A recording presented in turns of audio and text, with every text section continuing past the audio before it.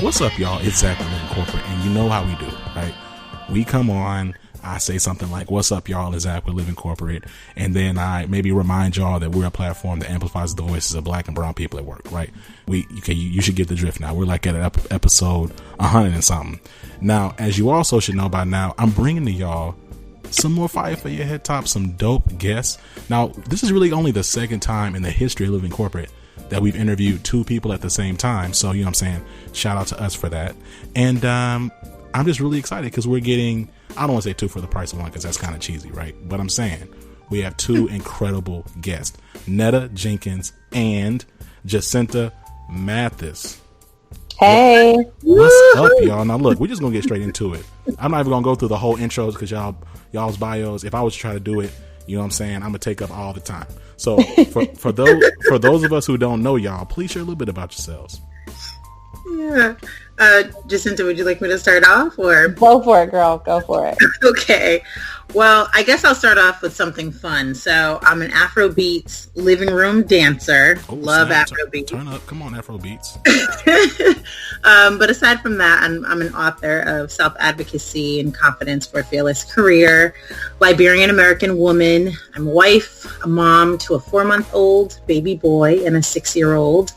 And I'm also co-founder of Dipper, by night, and vice president of global inclusion for Mosaic Group and Ask Applications by day, in a full-time capacity. And I'd say, in my full-time role, I focus heavily on breaking systemic gaps and publicly challenging the notion of simply adding diversity doesn't equate to an inclusive and equitable work environment. And I'm just really excited about our Dipper platform that, helps guide professionals to a better workplace, whether good, bad, or indifferent. And we're really, giving people of color a voice, and we're holding companies accountable and helping them to be improved at the same time. Well, come on now, Ms. Jenkins. I appreciate the intro. Hey. Come on now. Wait a minute. Let me give us this flex bomb. You know what I'm saying? That was incredible. Well deserved. Well earned. Absolutely. Okay, now go on, Jacinta. You got it. Yeah, so I am Jacinta Mathis. I am a Floridian and who's stuck in New York. I've been here for about 11 years, and I don't think I'm leaving anytime soon. I'm a data-driven performance marketer. I also focus on product growth and really feel like that's my specialty. And I'm, working on building amazing products and then telling people about them is a lot of what I do. I also am an evolving executive at an amazing tech company and co-founder of Dipper with Netta that we feel is revolutionary in providing this digital safe space for people of color that we have, formed ourselves with our own network, but just making it something that can exist at scale and reach millions of people. And also, I am, a life partner and a mother and to my amazing little family. Wait a minute now. You know what I'm saying? So let's do this. You talked a bit about who you are, but what's been y'all's journey, right, in becoming the entrepreneurs, public speakers, educators, corporate leaders, and advocates that y'all are today? Like, how did y'all get to this place where y'all came together to really to create Dipper? And because I want to talk about Dipper as we talk about really like the value of your personal voice, but like, how did we get here? Yeah, I think this is how Netta and I connected, because we were both raised like somebody nurtured us, watered us, so that we could become the sisters we are today. And really, I think our legacy and what has happened before we even existed really helped mold the journey that we live today. And so, I moved to New York to be a writer and ended up working at interning when you could intern for free and it was legal at PR agencies. I also worked in a restaurant, and I also had a gig at Target.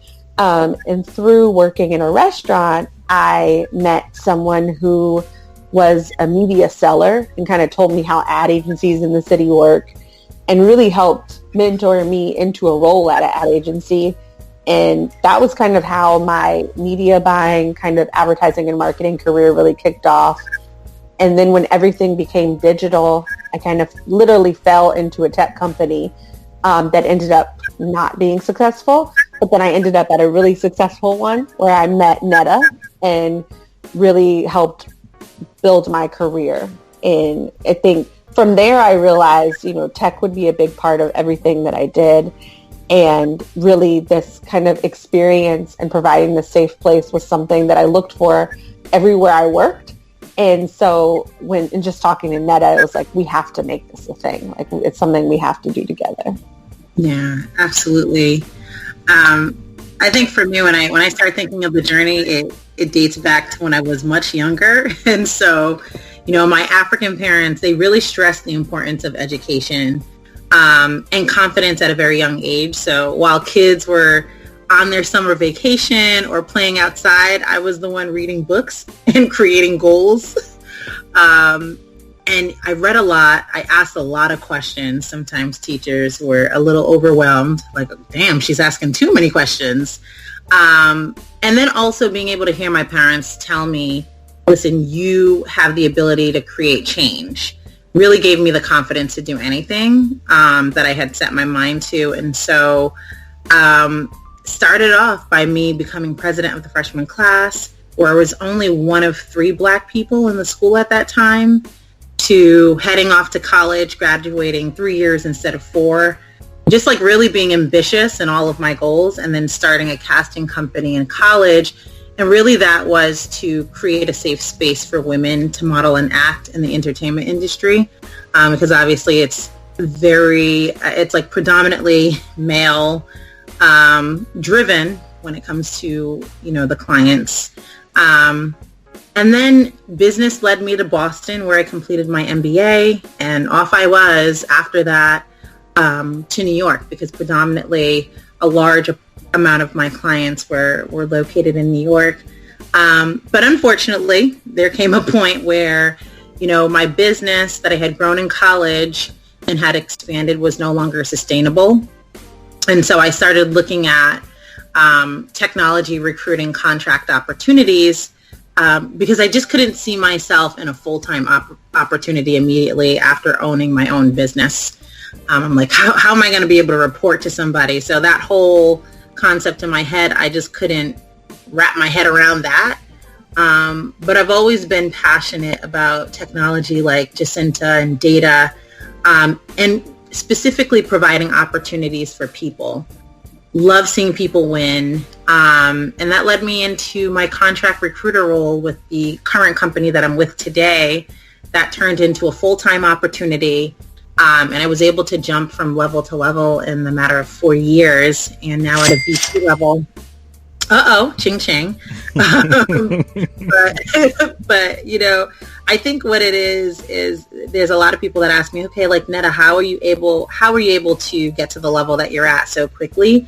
And it's really about building meaningful relationships. I think executives were able to trust me. Executives saw that the employees trusted me. They liked the boldness, sort of the non-sugarcoating attitude. In, all right, we're not going to have quotas here. We really have to dig deep and deal with some of these systemic gaps. And then just simply the ability to empower employees to create change. And I always say that the key to success has been persistence, working smart, and really never quitting. And I'm really, really excited that I'm working alongside with Jacinta. We worked together at the same organization for many years. And she's phenomenal. So to be able to have, a teammate that you can learn from every single day is truly inspiring. And so I'm happy that we're in this place where we're at now. Well, come on then. This is dope. And you've already kind of touched on it a little bit, but you said earlier about like using technology to help people. I'm really curious about, you're passionate around that, because there's been multiple studies shown that even though the world is becoming more and more technically advanced, and we're seeing these spaces and we're seeing opportunities open up within like these tech spaces, we're not necessarily seeing opportunities for Black and brown people growing at an equal rate, right? Like we're still seeing a bit of like, I'll say segregation in terms of we're not seeing any type of uptick when it comes to opportunities and employment and progression and succession. And so I think that's really awesome that we have people in these spaces who are advocating for those voices and those people. So check this out. Today we're talking about, I said all that as a digression in this mug. Okay, so now today we're talking about the value of your personal voice.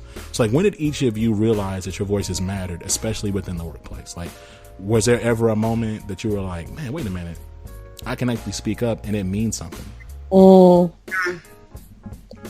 Yeah, Netta, do you want to go first, or you want me to? Sure. No, you go for it. Yeah, I feel like it's fortunate and unfortunate. It took other people recognizing it before I really recognized it. So I think Netta kind of touched on this a little bit too. Like, people will talk about you when you're not in the room, right? And hopefully those people are sponsors and will advocate for you. And I think it really became a point where it was like, oh, Jacinta should be here. Like literally getting grabbed and brought into a meeting, or someone saying, oh, we think we should run with this product change. What does Jacinta think? Or, really wanting to understand your input and value.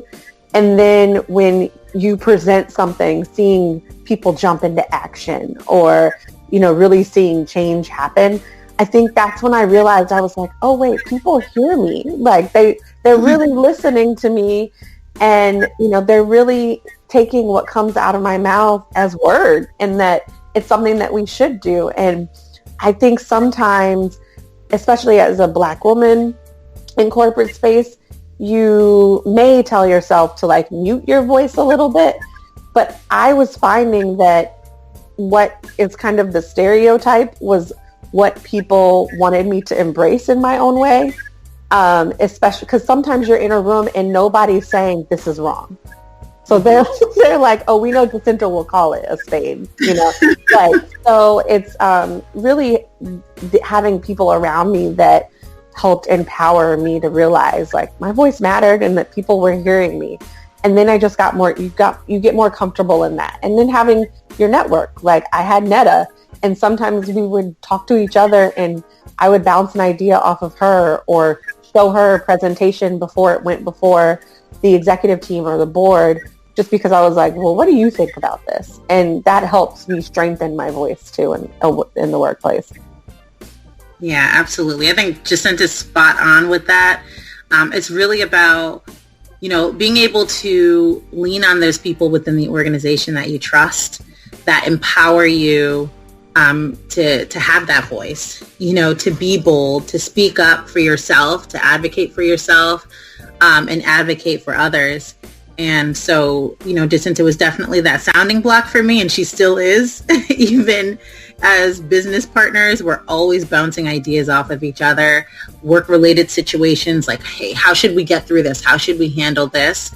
And it's easier that way, right? It's harder when you're alone. And that's how come I think Jacinta and I both use the line, it really takes a village to create change and to get things moving. And Jacinta is my village. So I'm thankful for that. I also feel early on as well, I started noticing that I had a little voice and my voice mattered somewhat. Like I had mentioned before, I was one of three. In high school and in middle school, I was like one of two Black people. And I remember just, a whole bunch of racial slurs said. We were the only Black family in that neighborhood at the time. It was a pretty affluent neighborhood. And I remember going home to my mom and crying about some of the things that were said to me. And the one pivotal thing that my mom said to me is, I didn't bring you on this earth to cry. I brought you here to create change. And I kid you not, that has been the most powerful line for me throughout my life, because I always think about that. I'm like, wait, hold on. my mom brought me on this earth to create change, and so when I got into high school, that's the reason why I had ran for president of the freshman class, because I wanted to create change. I knew of, the inequities and the challenges that were going on. I was tired of them just putting up a picture of Martin Luther King and thinking like, all right, we're done with Black History Month. Right. And then that's it, Yeah. I was really ready to challenge that. And I did. And I think that really prepared me for the work that I do now. So then let's talk a little bit about the work, right, that y'all are doing now and about Dipper, right? And like, by the way, the website is super fire. I very much so enjoyed the layout. I liked it a lot.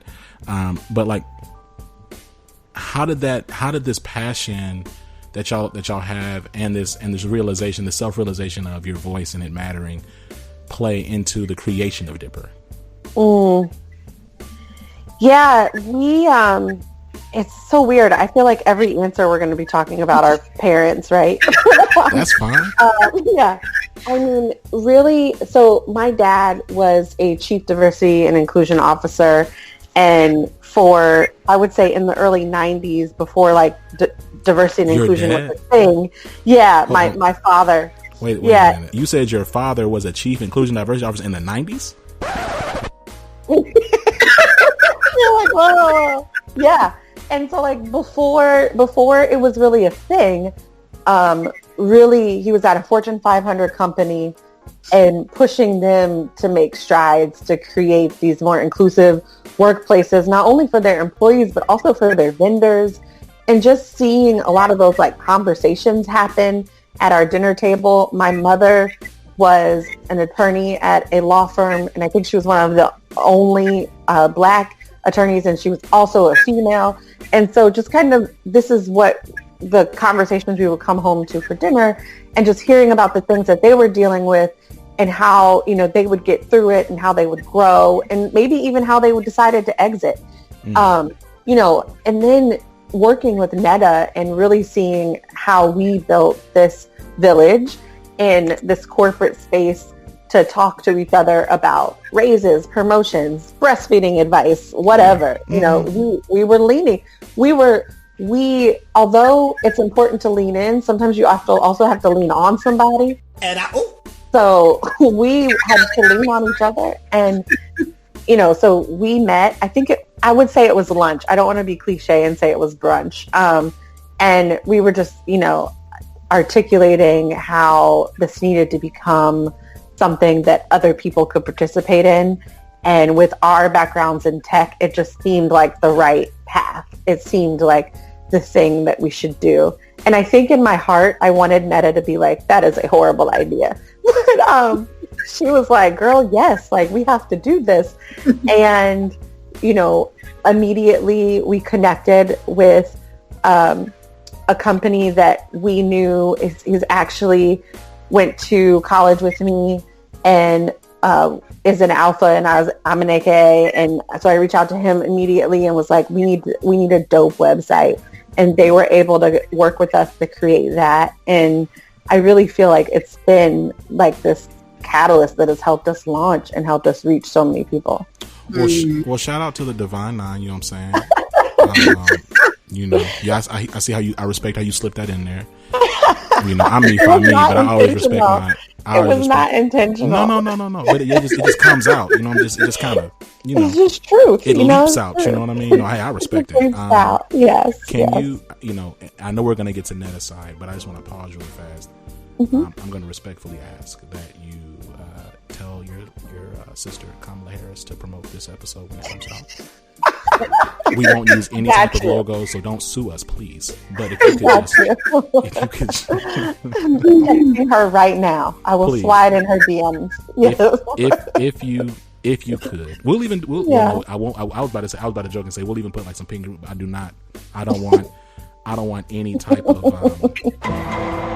no issues. So yes, I respect that. All right, okay. Well, cool. I appreciate the answer.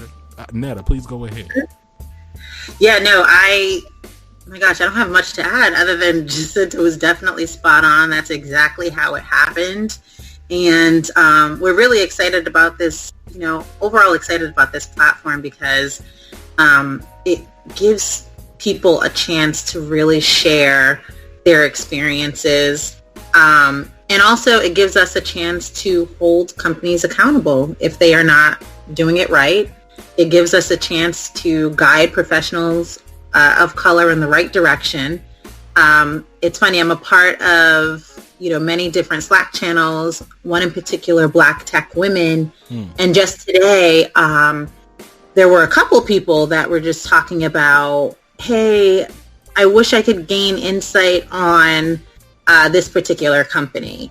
Or do you guys know what's happening in this technology company? How's the culture there for people of color?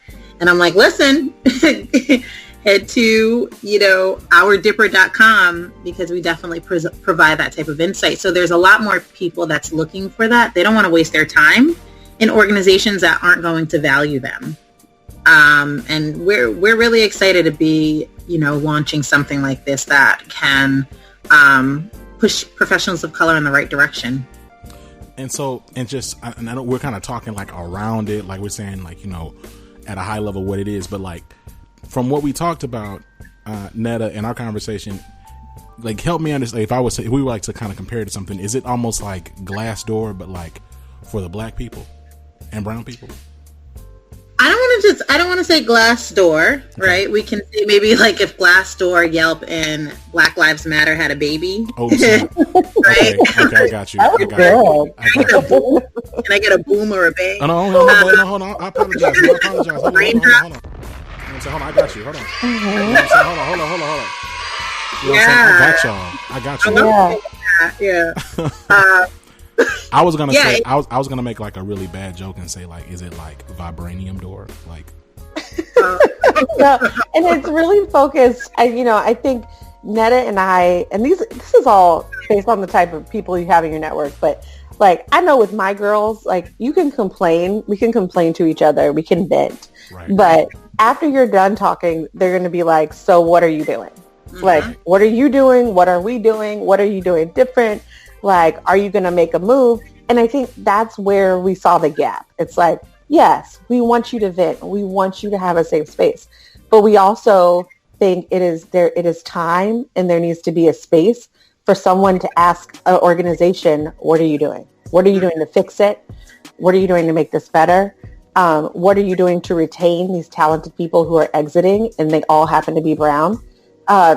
Just really addressing critical issues and making that information, accessible to them, but within reason, accessible and actionable, because this is a safe place and it is an anonymous platform. Gotcha. And that is the key. We want people to feel protected because they are. And I think a lot of times we don't speak out, and Netta often talks to me about this, is like people aren't speaking out because they don't feel safe. And so that was very important to us, and that this community is our top priority. And like that is where we want our goal to be. So it kind of sounds like really like, again, while keeping people safe, it's like you really got receipts on people. So let's just say like if, I don't know, I ain't trying to mess up my sponsorship dollars, so I'm not going to say a company, but let's just say insert company here was like, we're mad inclusive. Y'all come back with the receipts looking like no, you're not. You know what I'm saying? We got all these people saying these some issues. You need to shape up. But we also talked about the fact that like it's not just for airing organizations out. It also can be a place where people are also giving positive feedback and stories, right? Right. And I mean, overall, we want these companies improved.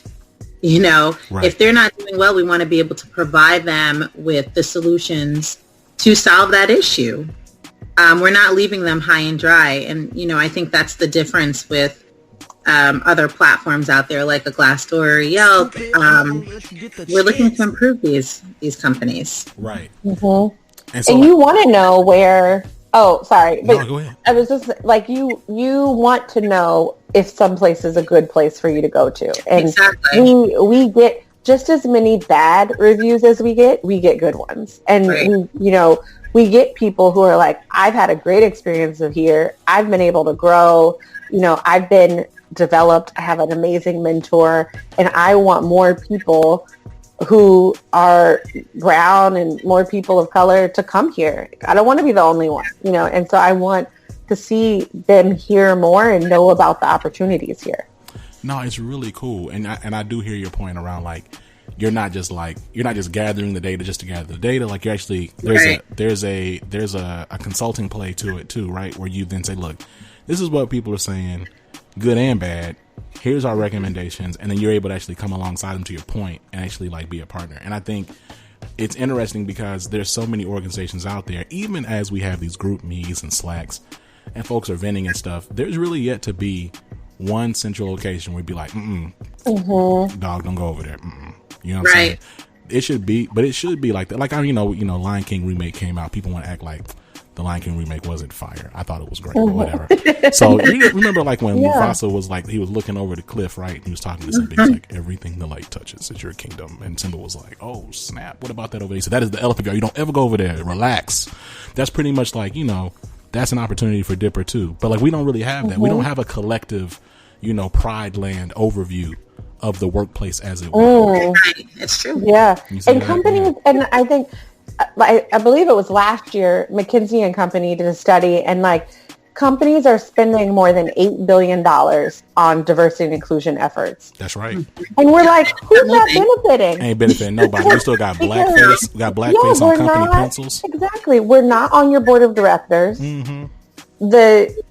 There's few and far between of us are CEOs of Fortune 500,000 companies. And, you know, I think we get pings, Netta and I get pings all the time, especially in like the VC world, of people saying, do you know somebody who can be my chief of operations? Do you know somebody who can be my chief of people?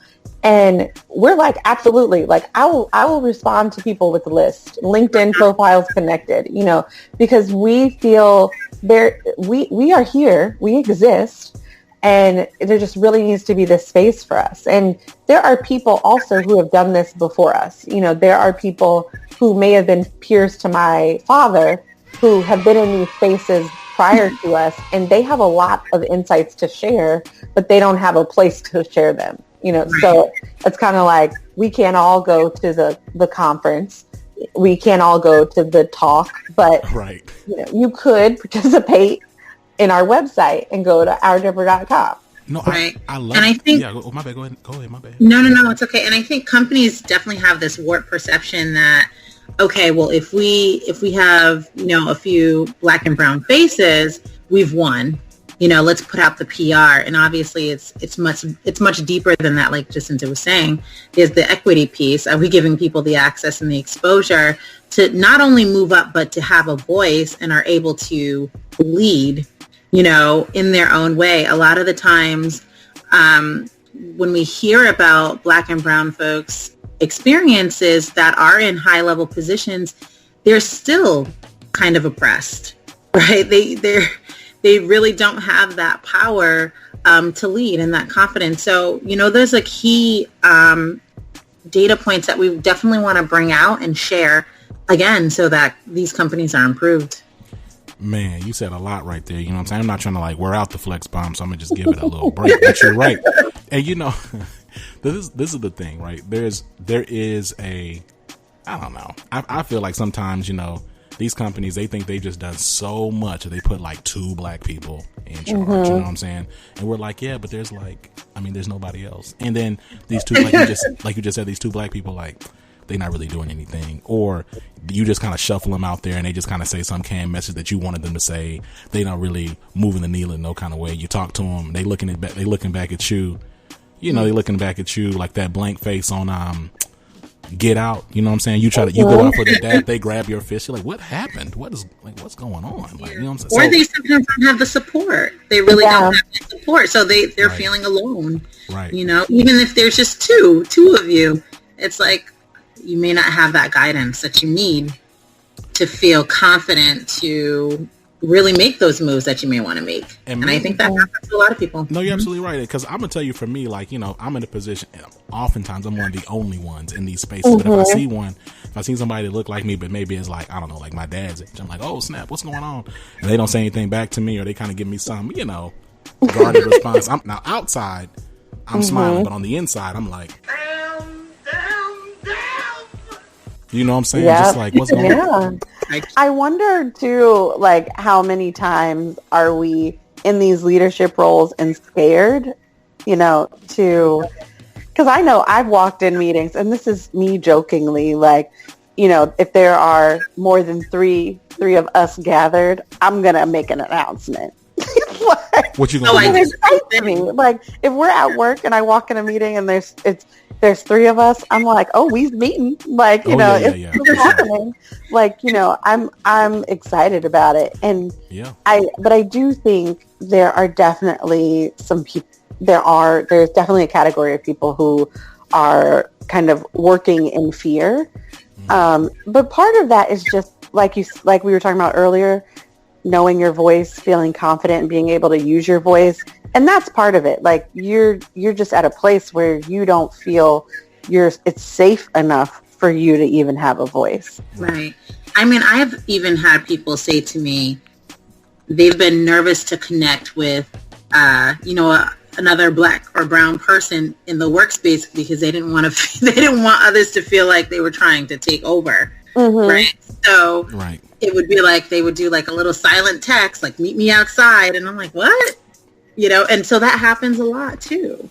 Mm-hmm. No, it does. And I think how much of that is, I wonder, is like also generational though, because like it gets to a certain point. And what excites me about Dipper when I'm hearing is it kind of like removes the excuse of white gaze, right? Like I'm not white gaze, G-A-Z-E, y'all, gaze. You know what I'm saying? White gaze. Yeah. So just the idea of, you needing to kind of like be performative in some way or hide a part of who you are, right? Because, because I mean, come on, like really, we was kings and stuff, but I'm saying like two of us can't take over an entire Fortune 50 company. Like, come on now, like I should be able to have a conversation with you in the elevator without, y'all thinking we plotting the revolution. Right. Stokely Carmichael is not in here. And I'm also like, so what if we are? And I'm saying, I'm looking back at them like, yeah, because you know what I'm saying? Some of it is partly, I think what I've kind of lived by in the workplace is if I'm exceeding my performance metrics, if I am busting my tail to like meet goals, is there really a boundary?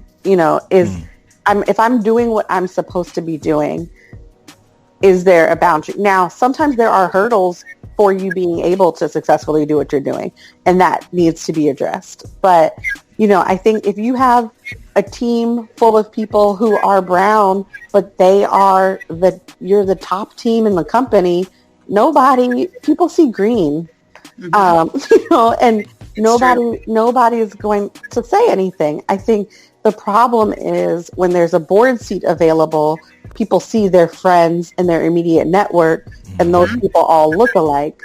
And so it's like, how do we get into that flow? And really, we have to do it working together. It can't just be the one person.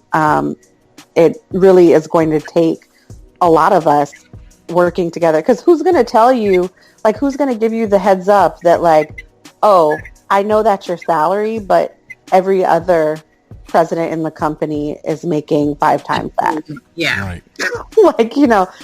You're going to need those types of insights. And sometimes you're not going to know that if you don't have relationships. Definitely provide that. Or, yeah, exactly. So let's talk a little bit about 2020, right? Like, what are y'all most excited about that Dipper is going to be doing, like, in 2020? Like, what has y'all, like, really going? For me, because I love tech and I love data, that's what I think about almost every night. And I think in 2020, our product is really going to evolve. Right now we have the ability for people to go onto our site, write a review, share their experience. And in 2020, it'll be even so much greater and so much more.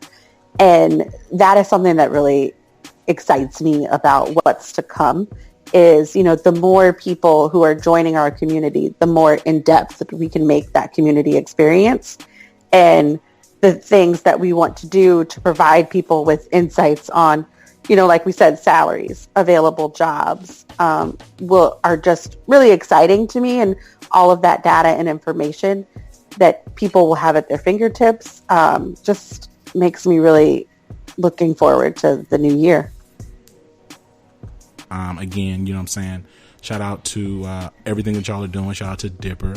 You know what I'm saying? I've really enjoyed this conversation. I've enjoyed the sound bites. Have y'all enjoyed this? I've enjoyed my own sound bites. Have y'all enjoyed the sound bites? Yes, absolutely. Okay, great. You know what we haven't done, you know what I'm saying, is we have not really given y'all the respect of, these air horns. So, sound man, go ahead and put these air horns in right here. It's just a compliment. It's a thing that we do. It's customary. You know what I mean? It's been over, it's almost like 2 years, and we've been playing these air horns for the good guests. Now, we haven't had any bad guests, but I'm just saying sometimes we play the air horns just a little bit louder. You know what I mean? But and y'all are on the louder side, so we appreciate y'all. Before we go, any shout outs or parting words? Yeah. Well, first and foremost, thank you so much for having us on this platform. This is awesome.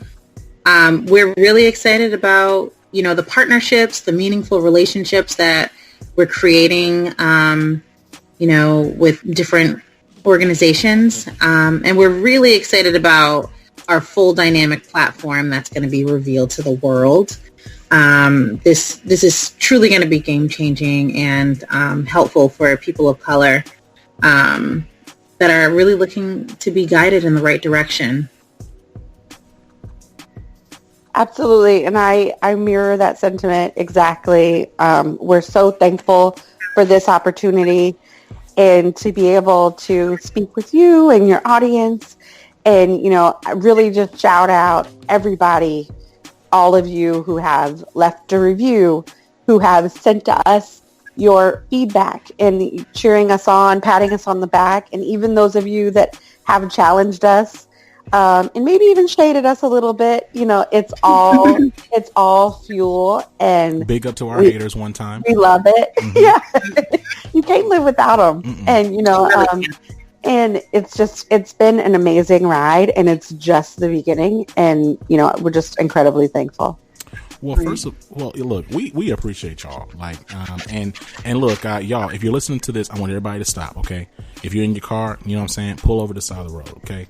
Put your hazards on and go to rdipper.com. This is not even an ad. I just out for the love. You know what I mean? Like, y'all didn't pay us nothing. You know what I mean? It's just off the muscle.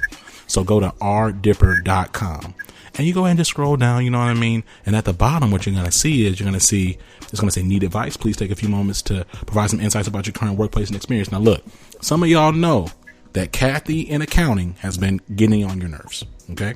Some of y'all know, y'all ain't been getting that raise that you needed. And then some of y'all know y'all having a great experience. Take the time, go on rdipper.com, provide the input. You're not only helping yourself, you're helping everybody that look like you. And maybe some folks that don't look like you. You know what I'm saying? Mm-hmm. But lift as you climb. Mm-hmm. Okay. Now look, this has been a dope episode. Y'all know y'all been listening to the Living Corporate podcast. You can check us out anywhere on Living Corporate. We're on all the platforms: iHeartRadio, Spotify, SoundCloud, YouTube, Pandora. What's another stream? Google Play. You know what I'm saying? We out here is my point, right? Mm-hmm. We active, I love it. You know what I mean? Jacinta, because you said you're an AKA, right? We active. Yes, I did. We don't just show, we didn't just show up on homecoming week, you know what I'm saying, giving people problems. Like, we actually. No t-shirt wearing. No, right. Exactly. We're not no letters, you know what I'm saying? We earned ours, you know what I'm saying? We went through the burning sands. Don't play with us. So, point is, we appreciate y'all. Check us out on Twitter at livingcorporate_pod, Instagram at livingcorporate. If you have any questions, you want to email us, you know what I'm saying, livingcorporate@gmail.com. You can also just DM us if you have any questions you want to shout us out. You want us to shout somebody out for y'all, hit us up. Let's see, website, living-corporate, please say the dash.com. Now, you also can do livingcorporate.co, livingcorporate.tv, livingcorporate.org, livingcorporate.net. We got all the Living Corporate, y'all. We don't have livingcorporate.com, though. Not yet. Soon come. Hey. Let's see here. That's it. You've been listening to Zach, and of course you've been listening to Netta and Jacinta, co-founders and movers and shakers of Dipper and Edge Snatchers. Peace.